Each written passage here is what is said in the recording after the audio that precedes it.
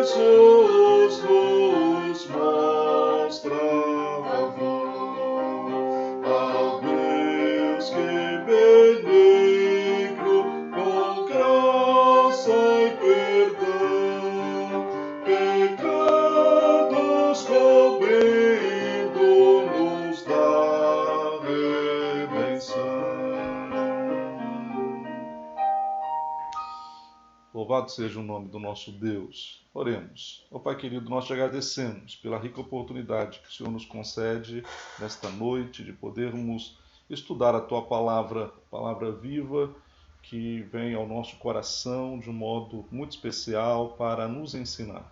E que possamos aprender, ó Deus, as Tuas verdades, colocá-las em prática. Portanto, prepare o nosso coração, que estejamos, ó Deus, com as mentes, os corações bem abertos, e que o Espírito Santo traga e aplique em nosso coração a Tua palavra. No nome precioso do Senhor Jesus que oramos. Amém. Amém. Como eu disse no início, nós estaremos meditando na palavra do nosso Deus, na carta aos Hebreus, capítulo de número 5, do versículo 1 ao versículo de número 10. É o texto da palavra do Senhor que nós estaremos considerando no estudo de hoje, na sequência que nós estamos tendo dos estudos na carta aos Hebreus. Hoje falando de Jesus como sumo sacerdote perfeito, à luz, portanto, deste texto, Hebreus 5, do versículo 1 ao versículo de número 10. Eu convido a você a abrir a sua Bíblia, a palavra do nosso Deus, para acompanhar a leitura do texto. Hebreus capítulo 5, do versículo 1 ao versículo de número 10. Você pode também acompanhar através do vídeo, através também da transmissão. Porque todo sumo sacerdote, sendo tomado dentre os homens, é constituído nas coisas concernentes a Deus, a favor dos homens, para oferecer tanto dons como sacrifícios pelos pecados, e é capaz de condoer-se dos ignorantes e dos que erram, pois também ele mesmo está rodeado de fraquezas. E por esta razão deve oferecer sacrifícios pelos pecados, tanto do povo como de si mesmo. Ninguém, pois, toma esta honra para si mesmo, senão quando chamado por Deus, como aconteceu com Arão. Assim também Cristo a si mesmo não se glorificou para se tornar sumo sacerdote, mas o glorificou aquele que lhe disse: Tu és meu filho, eu hoje te gerei. Como em outro lugar também diz: Tu és sacerdote para sempre, segundo a ordem de Melquisedeque.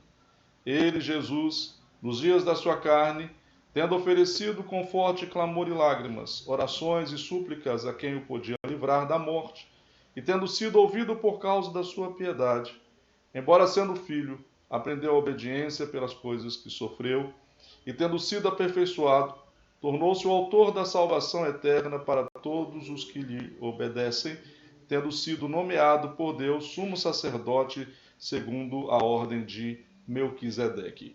Que o Senhor nos abençoe, trazendo ao nosso coração o precioso ensino da sua palavra, de modo que sejamos edificados pela palavra do nosso Deus. Nós já estamos considerando com a Igreja Presbiteriana de Nova Brasília, e agora através das transmissões, considerando também com outros que acessam e têm a oportunidade de assistir o estudo da carta aos Hebreus.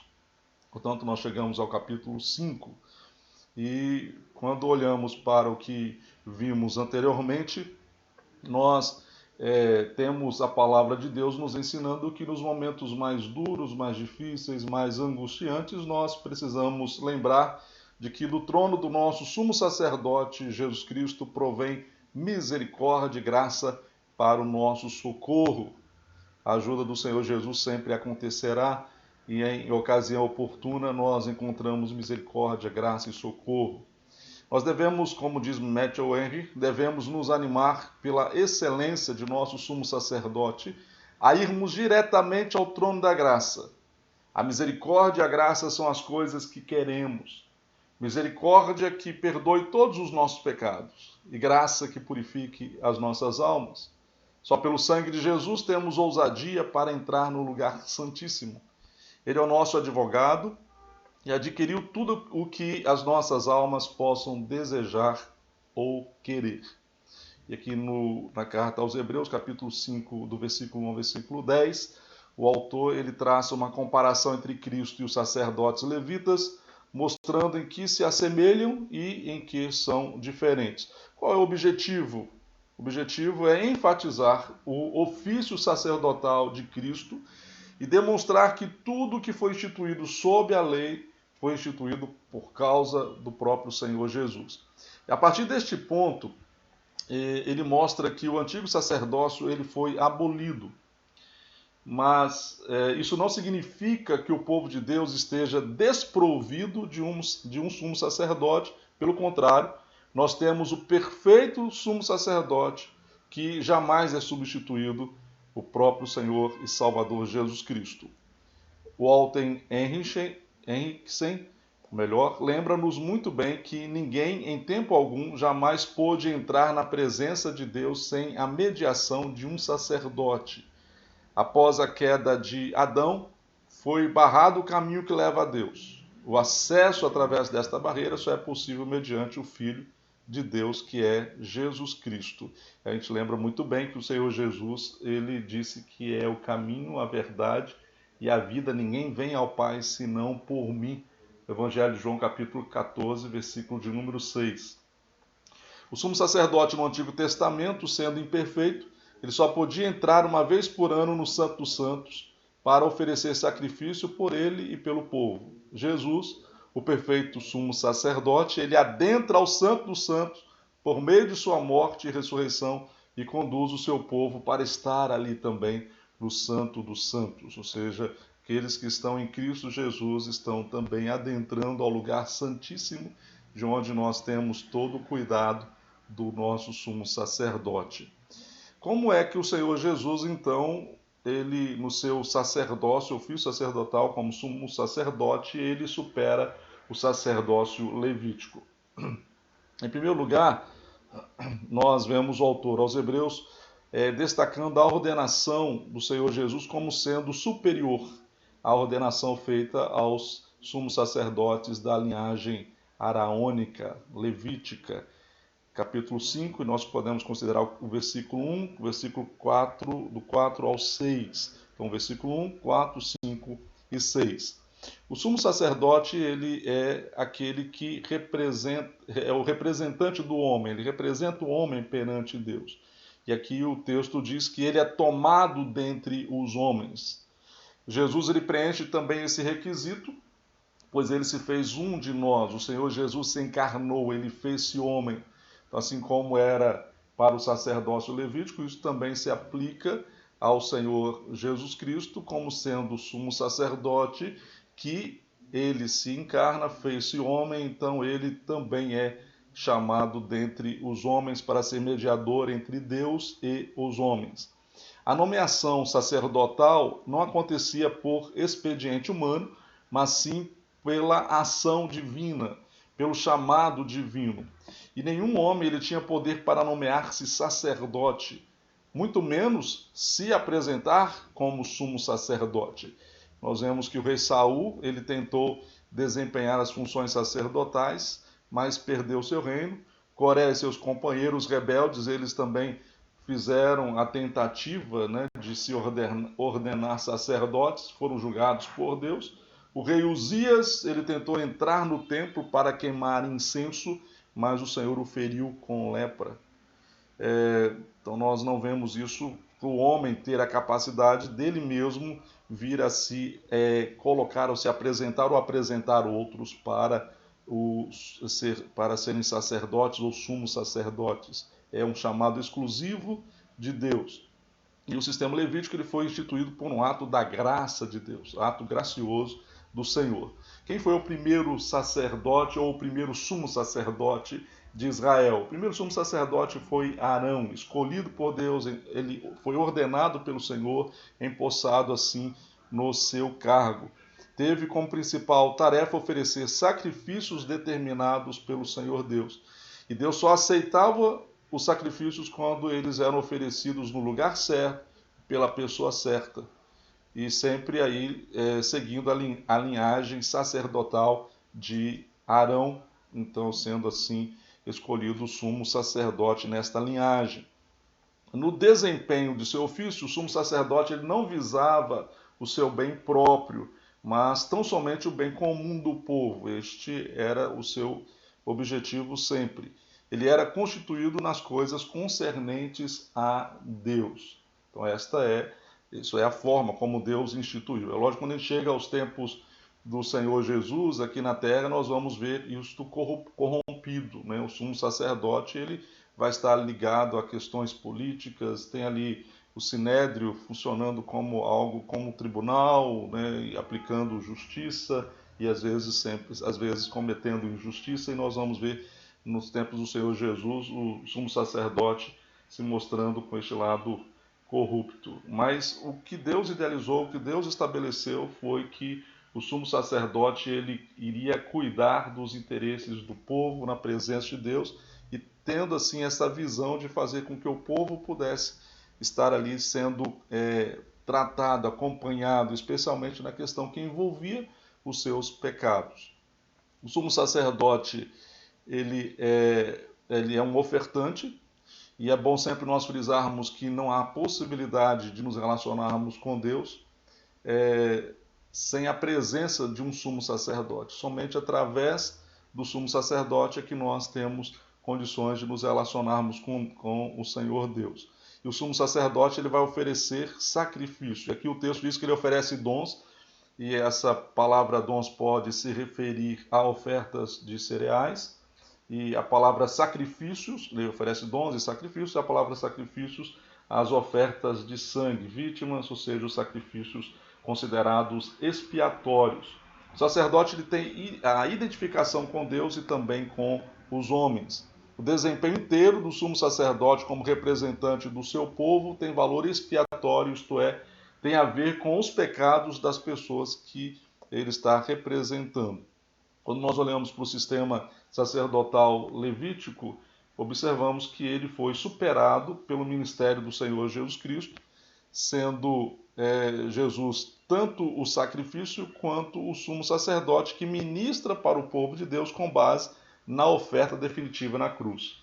O sacrifício oferecido por Jesus a Deus em favor do seu povo, ele não se repete mais. E aí a gente vai observando o valor do ofício sacerdotal, ou sumo sacerdotal do Senhor Jesus. Ele é o sumo sacerdote que se oferece como sacrifício, um sacrifício que não se repete.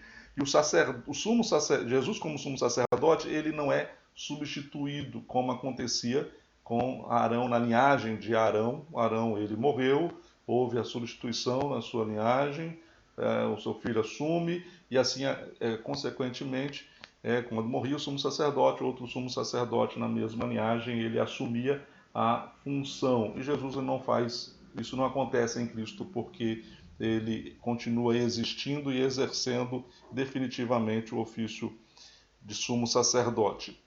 O tema da ordenação, o tema da ordenação é desenvolvido com mais detalhes no versículo 5 e no versículo de número 6.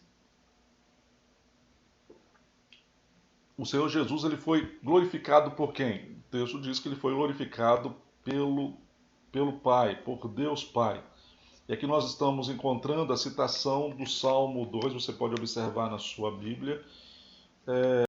Nós podemos encontrar a citação do Salmo 2, o versículo 7, e esse salmo aí no versículo 5 de Hebreus capítulo 5.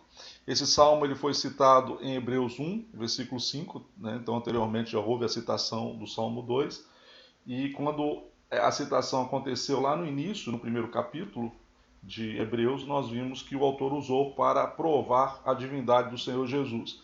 Aqui em Hebreus capítulo 5, a ênfase é sobre o sacerdócio do Senhor Jesus e não sobre a sua divindade.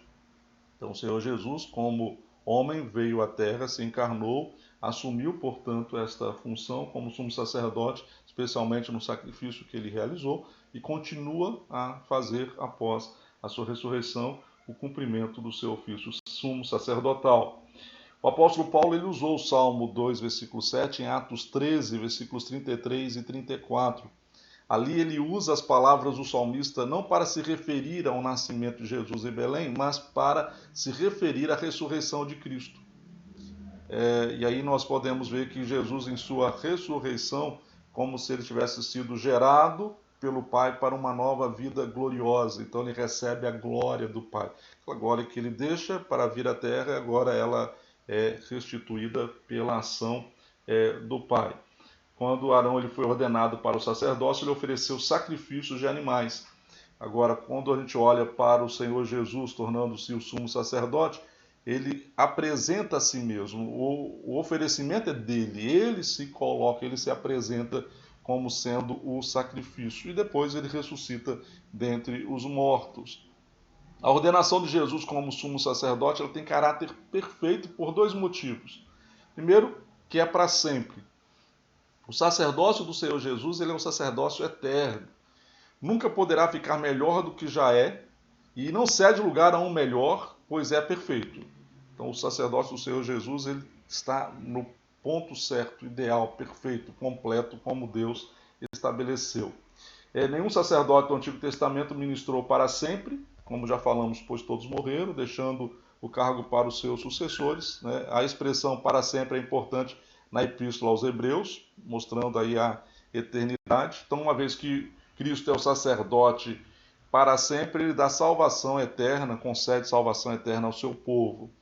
O outro aspecto que nós consideramos aqui, que mostra o caráter perfeito aqui do sumo sacerdote, o outro motivo está na questão da ordem a que pertence. Ele pertence a uma ordem diferente, ou um sistema sacerdotal diferente. Os sumos sacerdotes do Antigo Testamento eram da ordem de Arão.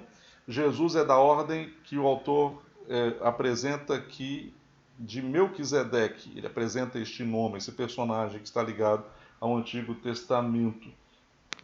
Então temos o sacerdócio levítico, a ordem de Arão, onde o sumo sacerdote ele surgia, e temos o sistema sacerdotal de Cristo, sendo representado no Antigo Testamento por Melquisedeque. O sacerdócio de Jesus não possui sucessão como o de Arão.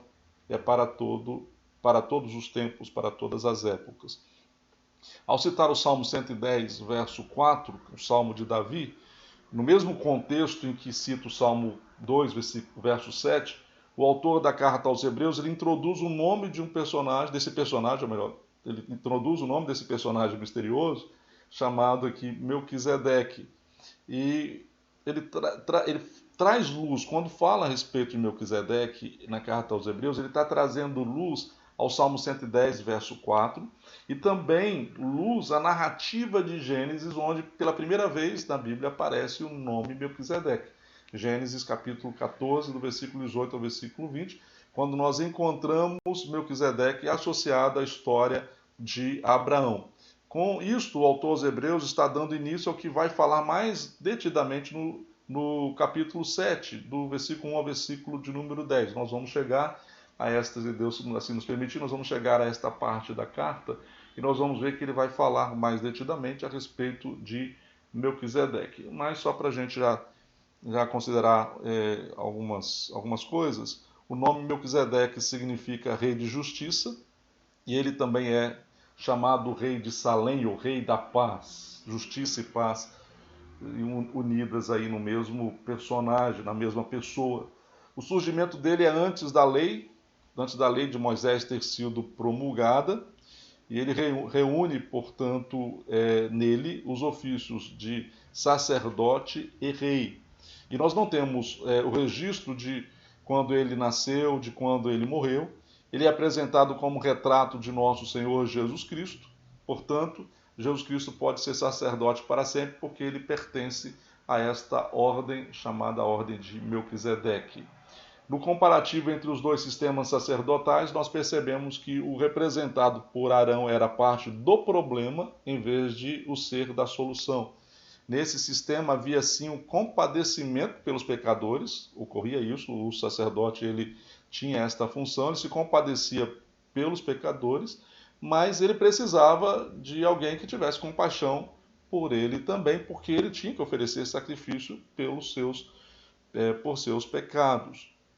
Quando nós olhamos para o sacerdócio do Senhor Jesus, nós podemos perceber que o Senhor Jesus ele se compadece, ele age, mas não há necessidade de se compadecer dele, porque ele não precisa ter o perdão dos pecados. O Senhor Jesus, ele oferece a condição de sermos perdoados e ele não tem pecado nenhum para ser tratado, para ser perdoado. Jesus reúne em si mesmo as funções sacerdotais e reais, o que era proibido em Israel.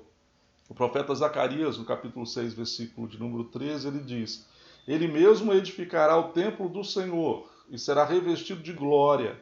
Assentar-se-á no seu trono e dominará, e será sacerdote no seu trono e reinará perfeita união entre ambos os ofícios. Olha que maravilha, a palavra de Deus já expressando isso, né? O profeta falando a respeito da união dos sacerdócios. Profeta ou melhor, é lógico que Jesus também é profeta, mas reunindo também, né, no caso, como nós estamos considerando, o sacerdócio e também a realeza. Ele é sacerdote, ele é rei, e podemos então falar do tríplice ofício do Senhor Jesus, profeta, sacerdote e rei. Em segundo lugar, Jesus supera o sacerdócio levítico porque ele se apresenta assim no relacionamento dele com os homens, e esse relacionamento dele com os homens é um relacionamento perfeito, e nós podemos considerar aqui o que o autor aos Hebreus fala a respeito disso. Então, o relacionamento de Jesus com os homens é um relacionamento superior. Havia isso também por parte do sacerdócio levítico, mas quando nós olhamos a comparação entre os sistemas de sacerdócio, nós podemos observar que o do Senhor Jesus nesta matéria também superava o sacerdócio, o sistema sacerdotal levítico. Temos aqui o aspecto pessoal do ministério de Jesus, que indica ter ele solidariedade superior. Os sacerdotes do Antigo Testamento ministravam aos ignorantes e aos que erravam. Aos rebeldes, Deus manifestava seu julgamento, ou seja, quando havia rebeldia, contumácia, o Senhor Jesus, ou melhor, o Senhor Deus, ele punia aqueles rebeldes. Mas os pecados cometidos quando o Senhor, mediante aquilo que havia sido apresentado diante do sacrifício colocado, havia a ação perdoadora de Deus mediante a intervenção do sacerdote. O sumo sacerdote ele tinha um ministério especial de mansidão para com aqueles que tinham consciência da sua necessidade. É com estes que podia identificar-se nas suas fraquezas. O ponto, segundo João Calvino, é o seguinte: o sacerdote tinha de ser justo e complacente para com os pecadores, já que ele era participante de suas fraquezas. Ou seja, o sacerdote também tinha suas fraquezas porque era o pecador e sempre tinha que fazer, como já falamos, oferecer sacrifício por seus pecados. Então havia essa identificação com os homens. Os antigos sacerdotes judeus eles eram sujeitos à fraqueza humana e dessa forma, por meio de seus sacrifícios, também expiavam seus próprios pecados, a fim de que fossem não só solícitos em relação às transgressões de outros, mas também sofressem com eles, mais uma vez citando aqui João Calvino.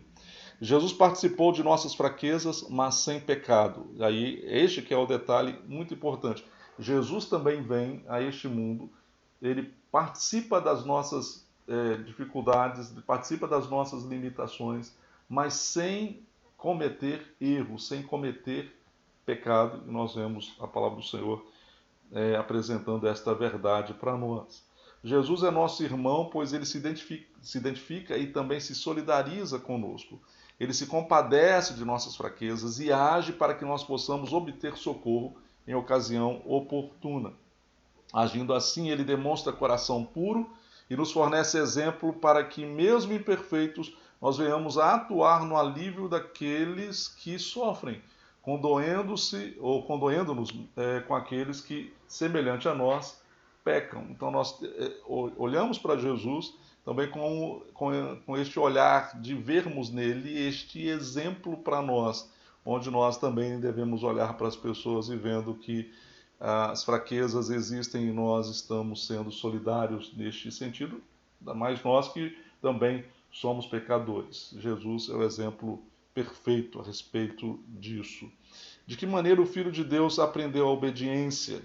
Da mesma forma como qualquer outro filho deve aprender a ser obediente, por meio das experiências da vida, como diz Warren Wiersbe.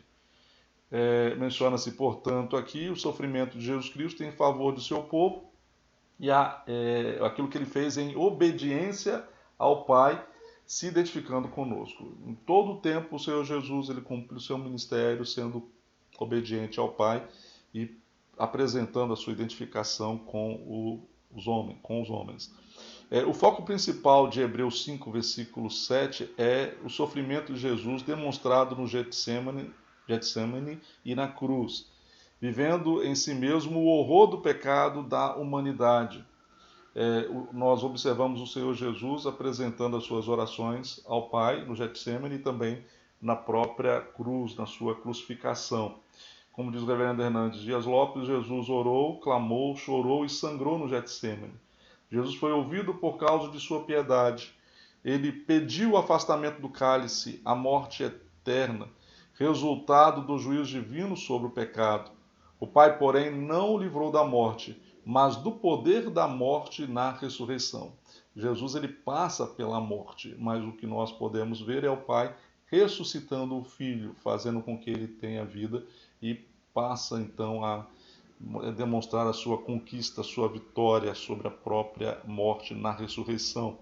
Ninguém jamais teve uma morte semelhante à morte do Senhor Jesus, porque ele foi feito pecado por nós. Morreu nesta condição de ser feito pecado em nosso favor. Calvino ele nos dá o seguinte conselho: sempre que nossos males nos oprimem e nos torturam, retrocedamos nossa mente para o Filho de Deus que suportou o mesmo fardo. Enquanto ele marchar adiante de nós, não temos motivo algum para desespero. Ao mesmo tempo, somos advertidos a não buscar nossa salvação em tempo de angústia em nenhum outro senão unicamente em Deus. Que melhor guia poderíamos encontrar para a oração, além do exemplo do próprio Cristo? Ele se dirigiu diretamente ao Pai. Então nós aprendemos com o próprio Senhor Jesus que nos momentos mais difíceis, mais angustiantes, nos momentos mais doloridos, né, que nós venhamos a passar, ou dolorosos, nós devemos orar e colocar as nossas orações diante do Pai. Quaisquer que sejam as provações que enfrentarmos, o Senhor Jesus ele é capaz de nos ajudar nas nossas necessidades, de fazer com que nós tenhamos aí a condição de recebermos este tratamento todo especial que ele nos dá por ser o nosso sumo sacerdote. Né? Aqueles que creem no Senhor Jesus não sentem, portanto, o peso do pecado, da dor, da condenação, né? Da separação eterna. Nós não somos lançados no inferno por causa da pessoa do Senhor Jesus que cuida para que nós tenhamos a condição de permanecermos com Ele na presença do Pai. E quando nós observamos aqui a resposta do Pai, o Pai responde ao Filho, aceitando o sacrifício que ele oferece, no cumprimento perfeito da sua vontade, ressuscitando também o Filho e fazendo com que ele seja exaltado. E aí nós encontramos a resposta do Pai às orações, ao clamor do Filho. Em terceiro lugar, Jesus supera o sacerdócio levítico, porque Jesus ele oferece sacrifício superior. Então, o sacrifício que o Senhor Jesus ele ofereceu é um sacrifício superior, não ultrapassa o sacrifício ou os sacrifícios que os sacerdotes da linhagem araônica, levítica, eles realizavam. Suportar a cruz e morrer foram para Cristo uma solene forma de consagração, indicando assim que todos os seus sofrimentos tinham a ver com nossa salvação. Aqui nós temos o autor aos Hebreus apresentando para nós 4 aspectos que precisam ser observados. Primeiro, o sacrifício de Jesus não foi em favor dele mesmo. Então tenha isso em mente, né, olhando para o que a palavra de Deus nos ensina. Deus não oferece sacrifício em favor dele, porque ele não tem pecado. Isso já mostra a distinção com o sacerdote da linhagem levítica, o sistema sacerdotal levítico. O Senhor Jesus não oferece sacrifício por si, por não ter pecado. Em segundo lugar, o sacrifício de Jesus foi definitivo, enquanto que os do Antigo Testamento eles eram repetidos. Então, frequentemente o sacrifício tinha que acontecer, especialmente no dia da expiação, quando havia, né, aquela ação anual por parte do sumo sacerdote que oferecia sacrifício pelo povo e também por ele. Isso se repetia. Jesus não repete o seu sacrifício. O sacrifício de Cristo ele é único. Em terceiro lugar, nenhum sacerdote pode aproximar o homem de Deus, exceto Jesus. Tanto os sacerdotes do sistema levítico quanto os sacrifícios por eles oferecidos apontavam para a pessoa do Senhor Jesus. Eles eram sombra da realidade cumprida em Cristo Jesus. Em quarto lugar, Jesus é sacerdote segundo a ordem de Melquisedeque, que era rei e sacerdote, sendo dessa forma tipo de Jesus no Antigo Testamento. E aqui na carta aos Hebreus, no texto que nós estamos considerando, Jesus ele é chamado de autor da salvação eterna. Por que ele é chamado assim? Porque ele é o sumo sacerdote eterno, o Filho eterno e impecável de Deus, o Salvador eterno. Jesus ele tem poder para salvar, guardar e fortalecer o seu povo.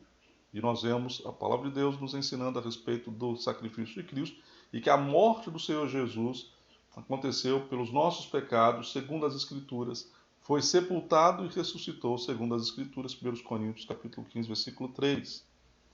Citando mais uma vez João Calvino, se desejamos que a obediência de Cristo nos seja proveitosa, então devemos imitá-la. O apóstolo subentende que os frutos dela não vêm a qualquer um, senão somente àqueles que são obedientes. Ao dizer isso, ele nos recomenda a fé, pois nem ele nem seus benefícios se tornam nossos, a não ser na medida em que os recebemos, a ele e a seus benefícios por meio da fé. E dessa forma nós nos apropriamos tanto da pessoa de Cristo quanto dos benefícios que nós temos por meio da pessoa do Senhor e Salvador Jesus Cristo. Quando o autor aos Hebreus diz para quantos, ele está mostrando que ninguém ninguém que prove ser atento e obediente ao Evangelho de Cristo é excluído desta salvação. Então, ninguém que prove ser atento e obediente ao Evangelho de Cristo, ele é excluído, portanto, desta salvação. Então, aquele que crê no Senhor Jesus tem, portanto, acesso a esta salvação providenciada pelo Senhor e Salvador Jesus Cristo. A perfeição de Jesus o qualificou para ser a fonte da nossa salvação. Ele não morreu pelos seus próprios pecados, e sim pelos pecados do seu povo. O sacrifício de Jesus é suficiente para que os nossos pecados sejam perdoados pelo Pai, a fim de sermos libertos da culpa e da condenação. E aí, aqui nós temos, portanto, o exemplo do Senhor Jesus, o exemplo de obediência, aceitando a cruz. E isto faz com que nós também sigamos o mesmo exemplo para que nos submetamos ao Pai a fim de obedecê-lo.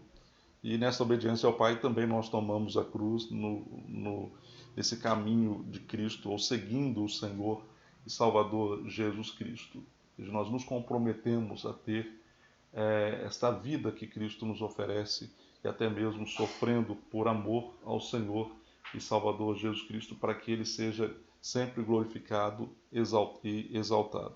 Então a gente chega aqui no final deste estudo, do capítulo 5, do versículo 1 ao versículo de número 10, observando estas verdades, certos de que aquilo que o Senhor Jesus realizou não tem outro que tenha condição de realizar.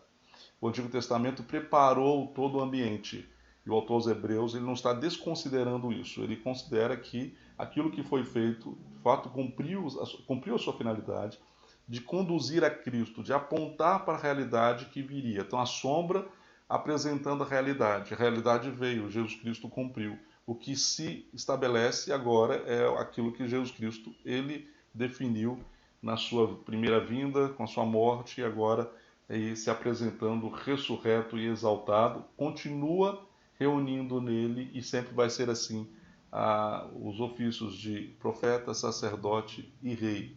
E como sacerdote, o Senhor Jesus ele está cuidando de nós, se compadecendo das nossas fraquezas e fazendo com que nós tenhamos da parte dele plenas condições de nos relacionarmos com ele, com o Pai, e o Espírito Santo ele cuida para que isso de fato aconteça na nossa vida. Que Deus te abençoe, que a palavra do Senhor chegue aí ao seu coração, que você possa meditar e que todos nós venhamos a crescer na graça e no conhecimento do Senhor e Salvador Jesus Cristo. Oremos. Pai querido, nós te agradecemos por este tempo de estudo. Louvamos, Deus, por aquilo que podemos considerar, tua palavra trazendo a nós, ao nosso coração, as verdades aqui estabelecidas. Bendito seja o Senhor para todo sempre. Nós te agradecemos pela vinda de Cristo, nós te louvamos pelo ministério que ele realizou e aquilo que ele cumpriu, ó Pai, aqui na terra, e morrendo por nós, sendo sacrifício em nosso favor. E aquilo, Deus, que o Senhor realizou por meio de Cristo e realizando na sua ressurreição, exaltando e glorificando o nosso sumo sacerdote. E agora nós temos ele como sendo o que se estabeleceu para todo sempre. E desta forma o Pai reúne em si mesmo plenas condições de cuidar de nós, o seu povo, a sua igreja. Continue, ó Deus, a nos ensinar para que essas verdades permaneçam em nossas vidas e que venhamos a praticar a nossa obediência ao Senhor mediante o exemplo que temos em Cristo. Abençoe os nossos irmãos que estão assistindo a essa transmissão, esteja cuidando de cada vida, cada família, trazendo paz, aqueles que estão angustiados, ó Deus, aqueles que estão passando por momentos de desespero, aqueles que estão enfermos. Deus cuide, ó Pai, de todos, que possam sentir a boa mão do Senhor sobre as suas vidas e que sintam o cuidado todo especial de Cristo dentro dos seus corações e que haja, ó Deus, cura, que haja restabelecimento, que haja, ó Deus, transformação, que haja libertação, em nome do Senhor e Salvador Jesus Cristo que nós oramos. Amém. Amém. Muito obrigado. Deus continue abençoando a sua vida, a sua família a cada dia. Até o próximo estudo.